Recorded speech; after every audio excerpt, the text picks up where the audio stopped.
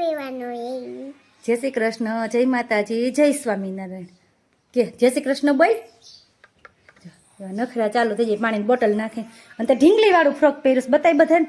એમ નો પાણીના નખરા કરાય, ભીના કપડાં થઈ જાય.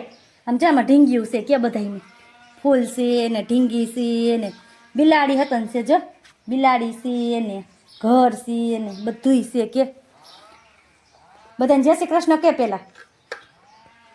હવે એને કીધું ને, અત્યારે જેને નહોતી ખબર મેં કીધું ને એટલે. હા શું ત્યાં તને આખા ફ્રોકમાં છે. તે પાવડર તો નથી લગાવ્યો, સાનોય નથી કર્યો. ત્યાં ઢીંગી છે, જો બે ઢીંગી. અહીંયા બે ઢીંગી છે, જો અહીંયા આમ આમ કરજો, અહીંયા રહી જો, જો બે ઢીંગી છે, જો ત્યાં હાથન છે, જો ત્યાં કાંઈ નથી. તો બધાને પેલા જય શ્રી કૃષ્ણ કહીને તો વસ્તુ બતાવું તને. જય શ્રી કૃષ્ણ કે બધાને પેલા. એને જો નખરા આસુ પૂજે છે. લો મિત્રો, ચાલો બપોરની રસોઈ બનાવું છું, તો ચાલો બધા જમવા. આમ જો મસ્ત એવું આપણે ગુવારનું લસણની કળીના કટકા કરી અને નાખી દીધું છે. મસ્ત વઘાર કરી નાખ્યો છે. અને અહીંયા જો થોડીક ભૂખ લાગી હતી ને તો કીધું લાવો વેફર ખાઈ લો. અને રોટલી તો ચૂલે બનાવવા જવાની હોય, રોટલી ને બાજરાના રોટલા. તો ચાલો, કોને કોને ભાવે ગુવારનું શાક કોમેન્ટ કરજો. આમ જો 5:30 વાગી ગયા છે. આજ તો ફ્રી થયા ને, બપોરે સૂતા નથી. તમારી વેરાબેન જો આઈબ્રો રીલ છે હો મારી.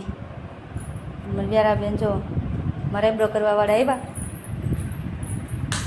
એટલે એક રીલ આઈબ્રો કરતી હતી ને બીજી રીલ વેરાબેન જોવો જોવો છો ને એના ઢોંગ તમે. દોરામાંથી વીટાઈ ગઈશ કોઈ તે ધૂણે છે. હવે તે કોણે કીધું તો આખી રીલ ઓલી કરવાની? આમ જો તારા પગમાં જો કેટલો દોરો છે. આમ જો દોરામાં વીટાઈ ગઈ થાય. હવે કાઢી દોરો, મમ્માએ કાપી નાખી રીલ. છૂટી જા, જ્યાં જવું હોય ત્યાં. આવે જો પાર્લરમાં આઈબ્રો કરવા વાળા આવી ગયા. આઈબ્રો કરી પોતાની ડોલ પડી રહી, પોતું કરવા આવતી હતી. આ મેં શેનો પાવડર બનાવ્યો જોઈ લો ધ્યાનથી, પછી કોમેન્ટ કરીને કહીજો કે શેનો પાવડર છે. જો વાસણે કઈ થોડેક થઈ ગયા છે. બધું હજી ચોખ્ખું કરવાનું છે તો રસોઈનો ટાઈમ થઈ જશે. હેલો મિત્રો, જો આપણે મસ્ત એવા ચૂલાના થેપલા બને છે. અહીંયા જુઓ હજુ 2 બનાવ્યા છે. અહીંયા એટલો લોટ પડ્યો છે અને અહીંયા જો હજી તો બને છે મસ્ત એવા. ચાલો તો બધા પહોંચી જાઓ ચૂલાના થેપલા ખાવા.